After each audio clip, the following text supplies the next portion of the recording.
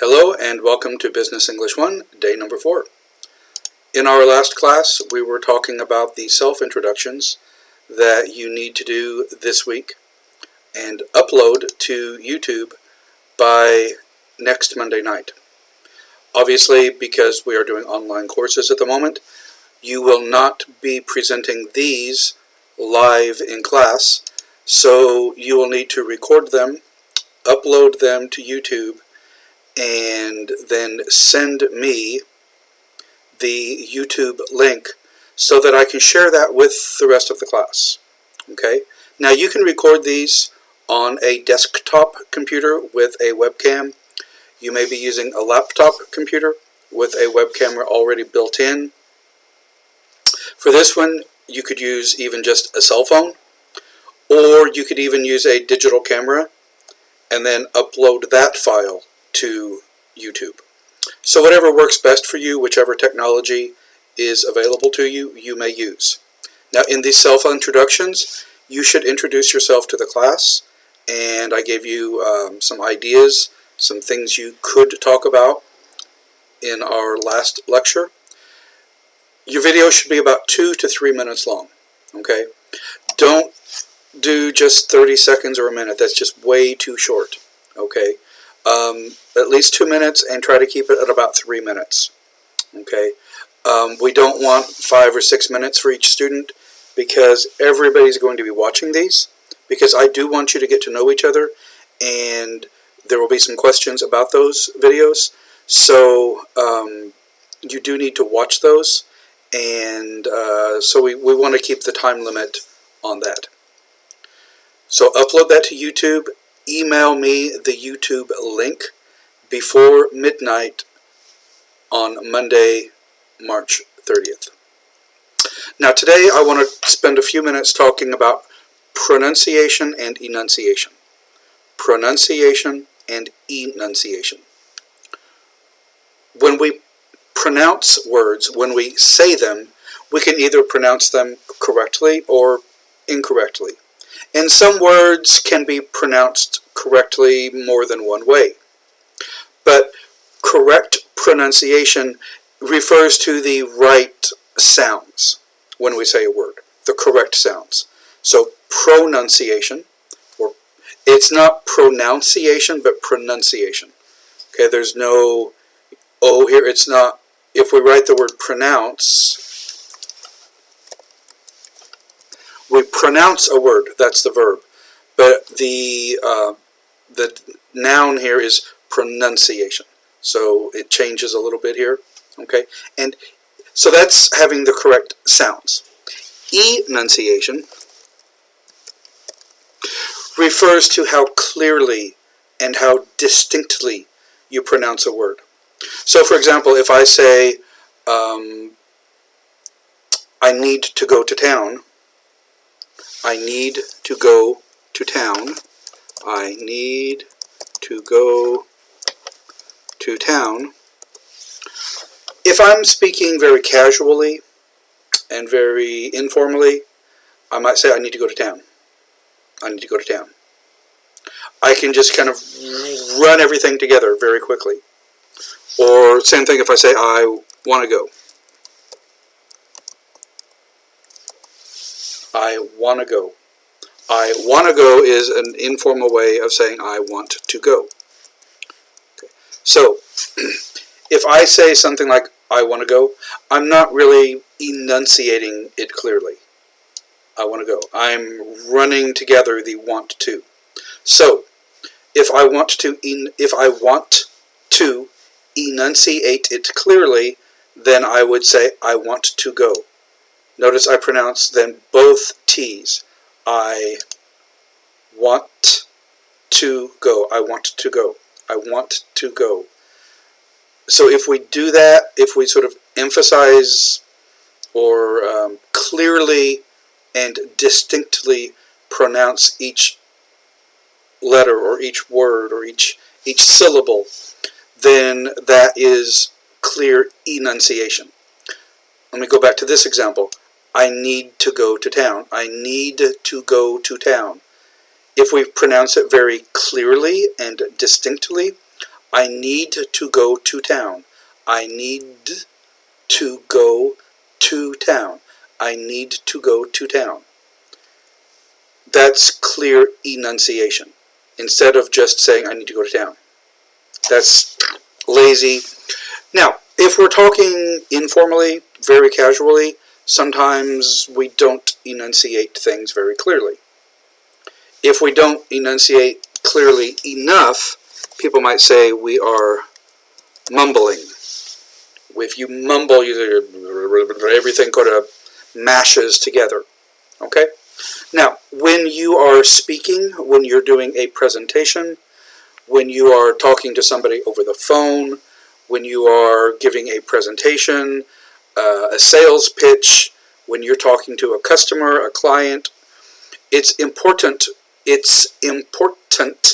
to enunciate things clearly. It obviously makes it easier for people to understand you and to hear you clearly. Now, there's a line there, though. If you over-enunciate every syllable, then you sound kind of like a robot and it sounds stupid. So you do not want to over-enunciate every single syllable in every single word, because then it does not sound natural at all. So don't do that either. Okay, that's a little bit too much. So let's look at a few examples here. Let's practice a little bit with pronunciation and enunciation. So, obviously we have here a picture of two lovely ladies. What are these ladies wearing? What are they wearing? Dresses, obviously. What kind of dresses? Well, we have a red dress and a yellow dress. A red dress and a yellow dress. Now, what material does it look like those dresses are made from? Does it look like they're made from cotton? Denim, like blue jeans? It looks to me like it's probably leather. So on the left we have red leather, and on the right we have yellow leather. Everybody say that with me. Red leather, yellow leather. Red, red, you have to get the R sound going there. Okay? Red, like an angry dog. What do dogs say when they're angry or afraid? That sound has to come from the throat. Dogs don't say la la la la la. It's red. So try that. You can feel it here in your throat. Red, la la la. There's the la la la. Your tongue is kind of hitting inside your, behind your teeth. Leather, red leather. For the TH sound, you have to stick your tongue out a little bit. Red leather, red leather, yellow leather, red leather, yellow leather. This is actually a phrase or an expression that actors or singers will practice with, will say before they go on stage to perform, to help kind of warm up their mouth and kind of loosen everything up so that they can speak more clearly on stage. Try that again. Red leather, yellow leather. Red leather, yellow leather. Red leather, yellow leather. Say it. Now. Red leather, yellow leather. Red leather, yellow leather. Red leather, yellow leather. Now, you practice it 3 or 4 times. Practice saying it clearly and distinctly. Enunciate it. Red leather, yellow leather. Red leather, yellow leather. Red leather, yellow leather. Try it. Okay, now, before you do your presentations, before you speak, I want you to practice with this. Use this as a little warm-up exercise, okay, to help kind of loosen up your mouth and your muscles. Okay, now, that looks nice, doesn't it? What is this? Obviously, we have the sea here, the ocean. What do we call the edge of the sea? Where the sea meets the beach. What's this edge here called? We call it the seashore. Okay? And down here, of course, we have some sea shells. Everybody say that. Sea shells. Sea shells. For the sea, we have a s sound. Say s. And shells, obviously, we have the sh. Sh. Say that. Sea shells. And enunciate it. Seashells. Seashells. She sells seashells by the seashore. She sells seashells by the seashore. Now try this. Sh. S. S. Sh. S. Sh. Sh. S. S. Sh. S. Sh. Try it. Sh. S. S. Sh. S. Sh. Try it again. Sh. S. Sh. S. S. S. Yep, I messed up. Let me try it again. Sh. S. S. Sh. S. Sh. Sh. S. S. Sh. S. Sh. She sells seashells by the seashore. She sells seashells by the seashore. You can see my mouth, how hard it's working. She sells seashells by the seashore. This kind of thing that's kind of difficult to pronounce, kind of a challenge, we call that a tongue twister, a tongue twister. And I know that you have some of these in Korean as well. Can you think of one? Where it's something kind of difficult to pronounce, and usually you try to say it quickly without making any mistakes. Try one in Korean.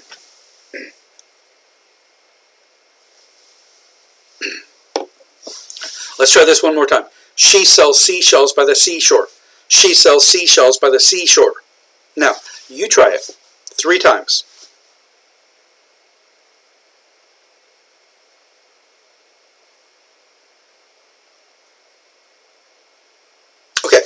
If you need to pause the video and practice that some more, please do so. Now that one's not too difficult. Let's try something a little more challenging. She sells seashells. Sushi. Sushi. In English, it's not sushi, but sushi. Sashimi. Sheepskin shoes.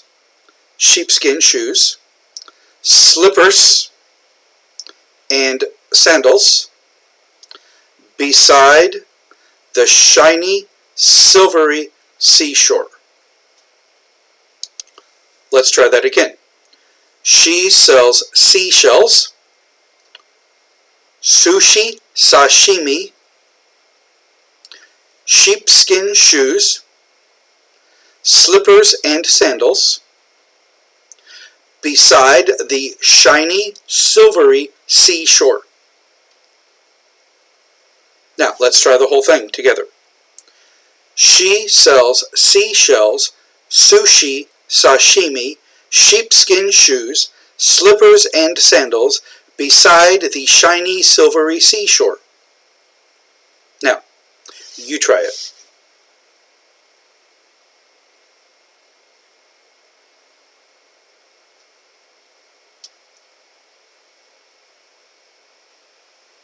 Okay, again, if you need to pause the video and practice it a little bit, go ahead and do that.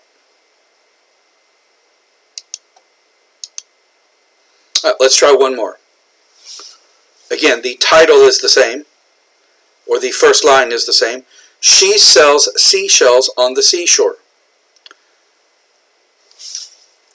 The shells she sells are seashells, I'm sure.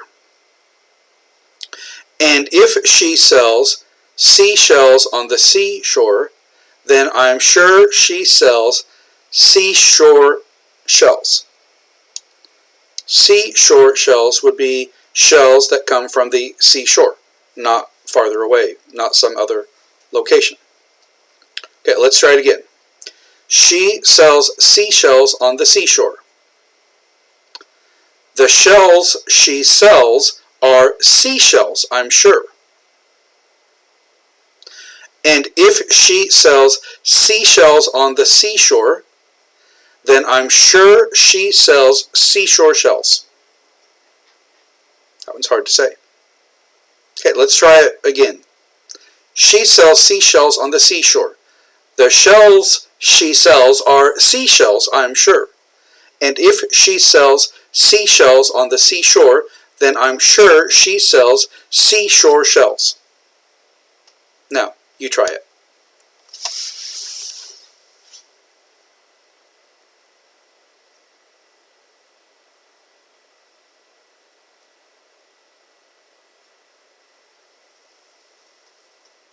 Okay, now let's move on.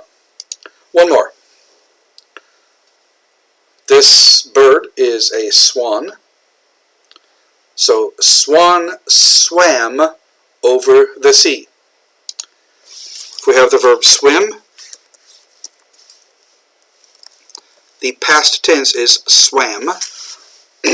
So, swan swam over the sea. Swan swam over the sea.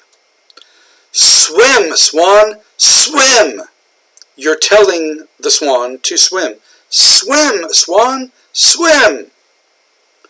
Swan swam back again. The swan returned. Well swum, swan.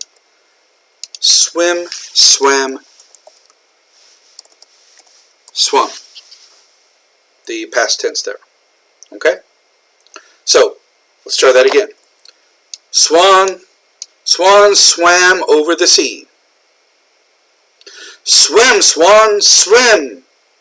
Swan swam back again. Well swum, swan. Now, the whole thing. Swan swam over the sea. Swim, swan, swim. Swan swam back again. Well swum, swan. Now, you try it.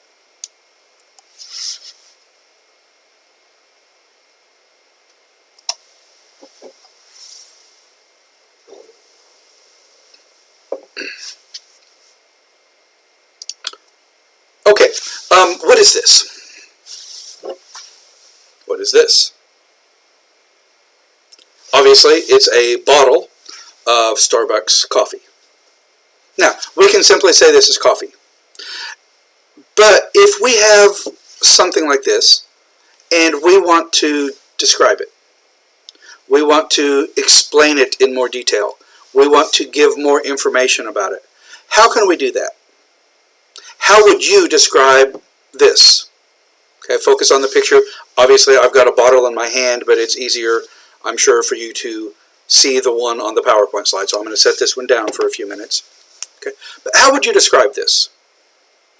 Pause the video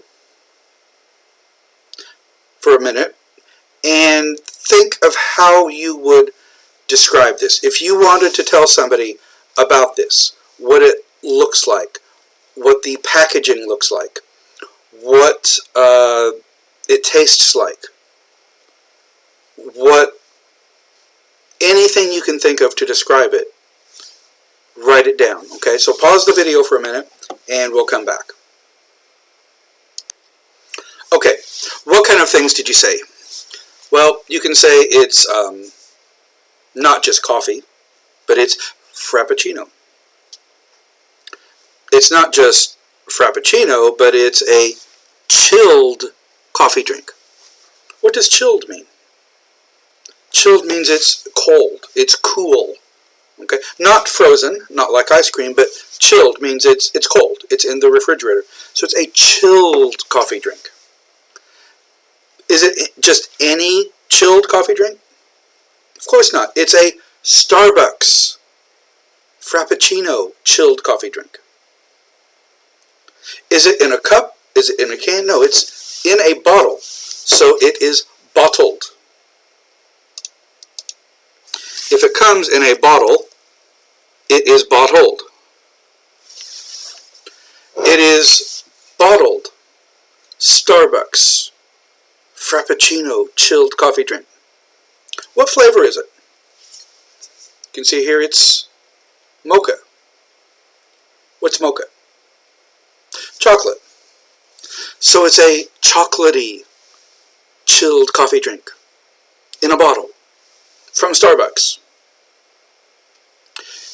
What does it taste like? Chocolate, sweet. It's got milk in it. It's creamy, tasty, delicious, smooth. Is this cheap? How much does this cost? What? 500 won? 1,000? 2,000? More like 3,000 probably. Okay. So it's a little expensive. So it's kind of inexpensive, creamy, delicious, tasty, mocha, chocolatey, chilled coffee drink. Is this yours? No, it's mine. It's John's. Chocolatey, mocha, sweet, creamy, delicious, chilled coffee drink. Now, has this been opened? No. You can see here it's got this plastic ring around it. So, another thing you could say about it is, you could say it's unopened, which is true, but it's also got that plastic wrapper around it. So it's sealed, so that nobody can open it and close it back up again. Seal. So we can break that seal.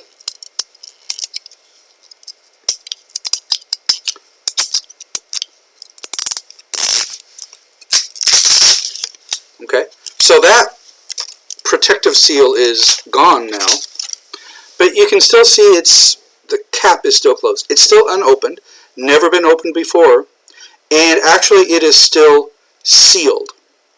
How do you know that? Well, because the lid's kind of hard to open there, and if I open it, you'll hear that seal, that pressure seal, break. You'll hear a little pop. I don't know if the camera will pick it up, but I know you know what I'm talking about. So let me open it now.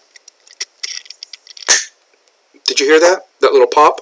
Now, even if I twist the cap again, now it's still closed, but it is no longer sealed. It is no longer unopened. It has been opened. Okay?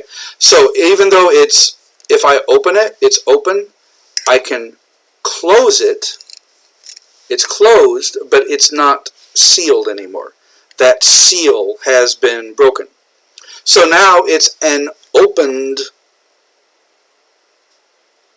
bottle of sweet, creamy, delicious, expensive, chocolatey, mocha, chilled coffee drink. That belongs to John. Okay? So what are all those words? All those things we're saying. Bottled, unopened, sealed, chilled, mocha, chocolatey, sweet, creamy, delicious, tasty. What are those words? What kind of words are those? Those are adjectives. Adjectives. Adjectives are words we use to describe things. We use adjectives to describe things. Okay? And so when you are planning, when you're trying to tell somebody about something, or some person, or some place you've been, we use adjectives all the time. They're very useful, very important words. Okay? And so today I want to use a little song from Schoolhouse Rock and talk about adjectives. And this is called unpack your adjectives. When you travel, you take your suitcase, your bag, your backpack, you pack it. You put things in it. Unpack is when you get home, you take everything out. Okay, so this song is called Unpack Your Adjectives. So let's take a look here at the words for this. The words for this. And the words to a song we call the lyrics. Most songs have music and words, or music and lyrics, which is another word for the words of the song. So let's read through the lyrics here, okay? I will upload the Word file for this, so you can print that out if you want to, so you have it, so you can look at it separately. Let me put my glasses on so I can read this a little better, okay? I apologize for the reflection from the screen here, but it's just a little easier to see. So, first line says, got home from camping last spring. What's the subject of this sentence? What's the subject of the sentence? Yes, I got home from camping last spring. So we would say that the subject is implied, suggested. Even though it's not exactly written there, we know that the subject is I. Got home from camping last spring. Got home, returned, came back. Now, when I read these lines, I'd like you to, when I read it, you kind of repeat it. That's what we would normally do in class. We're not there, but this is our class. So, I read the line and then you guys repeat it. Got home from camping last spring. Saw people, places, and things. Saw people, places, and things. We barely had arrived. What does that mean, barely? Barely. We just got home. We had only been home for a very short time. Barely. We barely had arrived. Friends asked us to describe. The people, places, and every last thing. Every single thing. So we unpacked our adjectives. So we unpacked our adjectives. I unpacked frustrating first. What's frustrating? Frustrating is that feeling when you try to do something, you try to accomplish something, and it just fails. You have problems. Like Monday's video, when I recorded the entire video, and when I checked it before I uploaded it to YouTube, I realized there was no sound. Oh my God. Oh, very frustrating. All that time wasted. I had to record the entire video again. I know in Korea sometimes to show that something is frustrating, you'll write the letters OTL. OTL, where it's like this is a person's head. Make that a little bit bigger.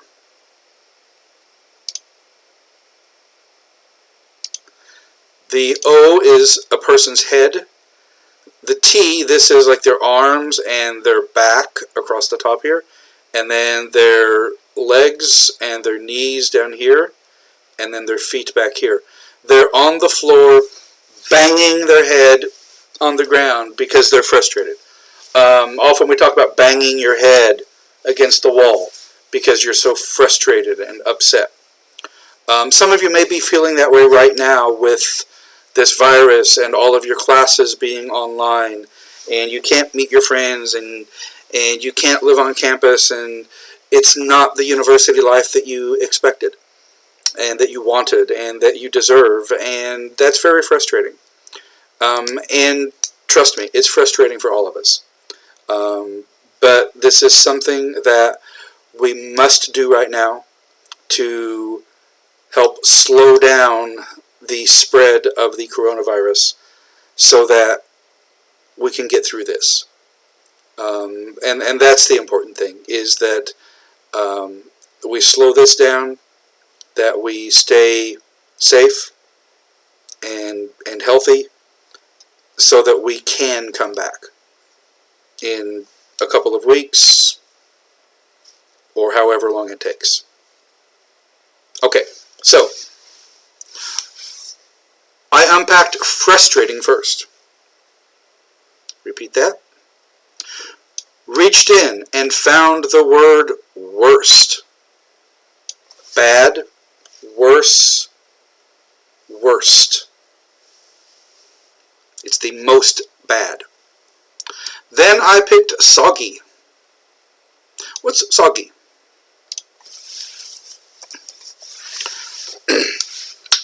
Do you like cereal for breakfast sometimes? Maybe cornflakes? What happens if you put a bowl of cornflakes and you put milk in it, and then you get a phone call or something happens and it sits for 10 minutes? Then you come back to eat your cornflakes. How are they?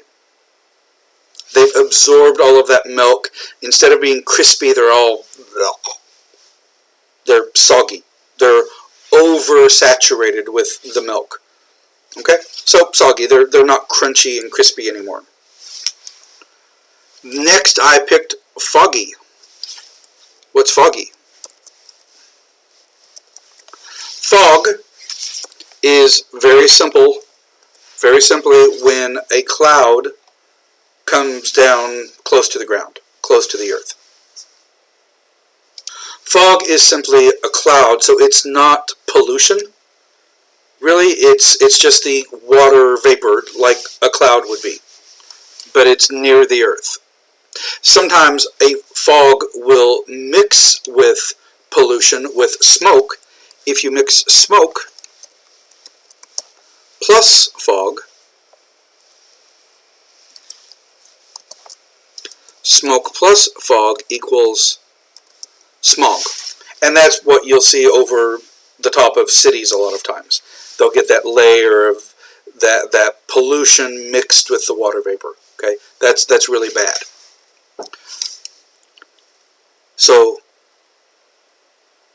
I found the word worst, then I picked soggy, next I picked foggy, and then I was ready to tell them my tale. What is a tale? A tale is a story. Now, don't confuse that with a tail like this. This kind of tale is what like a cat or a dog or a mouse has coming out of its back end. Okay, that's a tail. You have a tail bone, or your butt is your tail end. So if you're sitting on the couch, maybe your mom will say, "Get off your tail and do something." It means your back end. Okay? But this is a story. Then I was ready to tell them my tale, 'cause I'd unpacked my adjectives. 'Cause. Notice the apostrophe there at the beginning of it. That's just sort of an informal way of saying because. Because I'd unpacked my adjectives. Okay, let's continue. Adjectives are words you use to really describe things. Like a sweet, creamy, chocolatey, chilled coffee beverage. Handy words to carry around. Handy words. Handy means very useful. Handy. Think of it, if you've got it in your hand, it's there. You can use it a lot.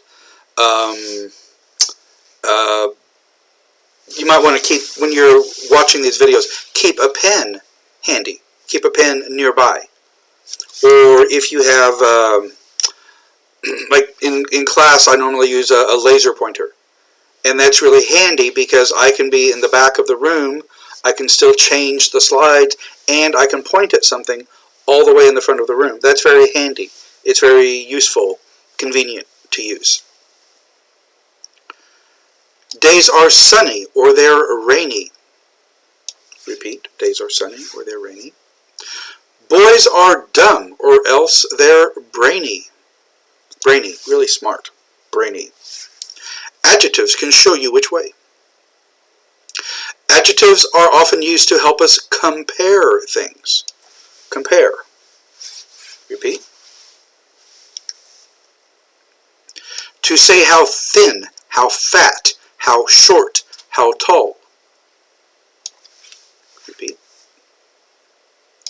Girls who are tall can get taller. Boys who are small can get smaller.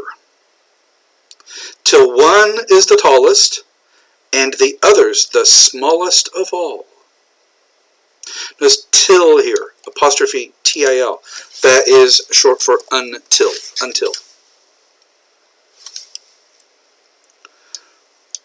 We hiked along without care.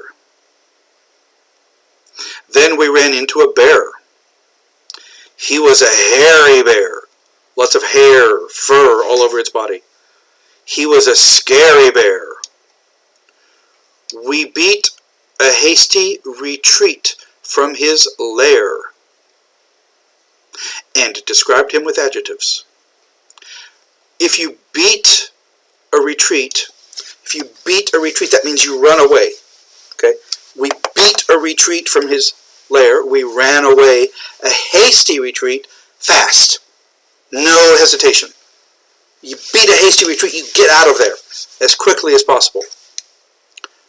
So hasty is very quick.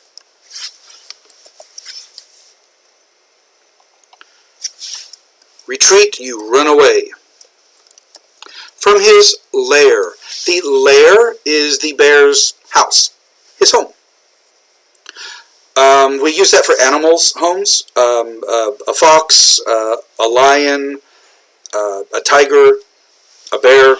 Their lair is their home. A cave or inside a hole in the ground or something would be their lair. We also use that in business or politics. If you have a negotiation with somebody, would you rather have them come to your office or do you want to go to their office? Generally, you might want them to come to your office because in your office, you control the environment and the situation. You control the seating arrangement. Who sits where? Are they sitting so they're facing into the sunlight, so they're kind of blinded by the sun from bright lights? Or are you sitting behind a huge desk and they're in a little chair down low so that you look more powerful? You control the lights, the temperature, the beverages that are served. You control everything. They are coming into your lair. If you go into their offices, you're entering their lair, the enemy territory. Same thing happens in politics. Like when Donald Trump and Kim Jong-un met. They didn't want to meet in Washington or in Pyongyang. They met in a neutral territory so that neither one had that real advantage, okay, of going into the enemy's lair. Okay. Next line here. Whoa! Boy, that was one big ugly bear. Whoa! Wow! Oh my God! Whoa! Boy, that was one big ugly bear! You can even make adjectives out of the other parts of speech, like verbs or nouns. Adjectives are a part of speech, used to describe things. Verbs and nouns are also parts of speech. All you have to do is tack on an ending. Tack on, add on, attach. Okay, to tack on means to attach, to add on. Okay? Like ick, or ish, or airy. Ick, ish, airy.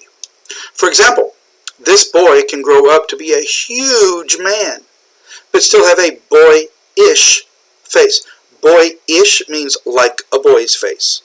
He looks very young, baby face, a boyish face. Boy is a noun, but the ending ish makes it an adjective, boyish. Repeat. That describes the huge man's face. Get it? Get it? What's that mean? Get it? If you get it, do you understand? Get it?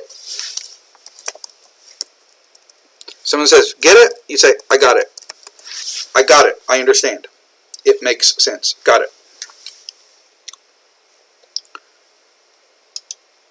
Next time you go on a trip, you repeat. Remember this little tip. Some advice. Hopefully helpful, useful information. Remember this little tip. The minute you get back, as soon as you return, they'll ask you this and that. They'll ask you questions. You can describe people, places, and things. Simply unpack your adjectives. You can do it with adjectives. Tell them about it with adjectives. Tell them about it. About there, again with the apostrophe, is simply about. Tell them about it with adjectives. You can shout it with adjectives. Okay, now let's listen to the song.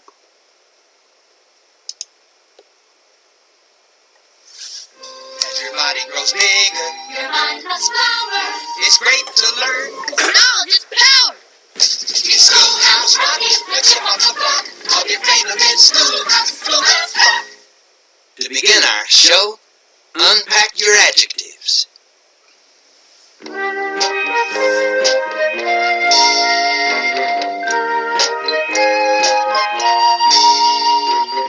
Got home from camping last spring. Saw people, places, and things. We barely had arrived. Friends asked us to describe the people, places, and every last thing. So we unpacked our adjectives. I unpacked frustrating first. Reached in and found the word worst. Then I picked soggy and next I picked froggy and then I was ready to tell them my tale. 'Cause I'd unpacked my adjectives. Adjectives are words you use to really describe things. Handy words to carry around. Days are sunny or they're rainy. Boys are dumb or else they're brainy. Adjectives can show you which way. Adjectives are often used to help us compare things. To say how thin, how fat, how short, how tall. Girls who are tall get taller. Boys who are small get smaller. Till one is the tallest and one is the smallest of all. We hiked along without care. Then we ran into a bear. He was a hairy bear. He was a scary bear. We beat a hasty retreat from his lair. And described him with adjectives. Whoa! Oh, that was one big ugly bear. You can even make adjectives out of the other parts of speech, like verbs and nouns. All you have to do is tack on an ending like ickle, ish, or er. For example, this boy can grow up to be a huge man, but still have a boyish face. Boy is a noun, but the ending ish makes it an adjective. Boyish. That describes the huge man's face. Get it? Next time you go on a trip, remember this little tip. The minute you get back, they'll ask you this and that. You can describe people, places, and things. Simply unpack your adjectives. You can do it with adjectives. Tell about it with adjectives. You can shout it with adjectives. Okay.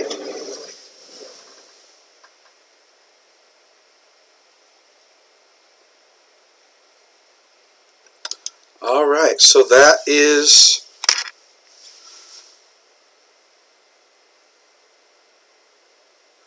that is the end of Schoolhouse Rock.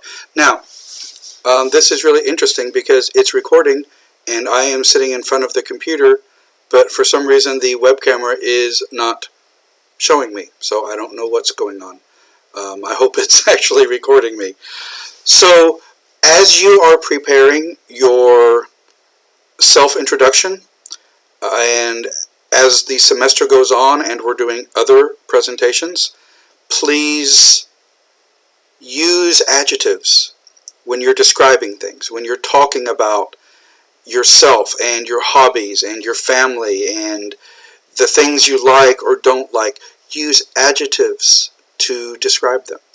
And we'll be doing that all semester when you're talking about companies and businesses and activities, and we use adjectives all the time to describe things. So guys, that's it for today, and I look forward to seeing your self-introductions this week. Have a great weekend. Thank you.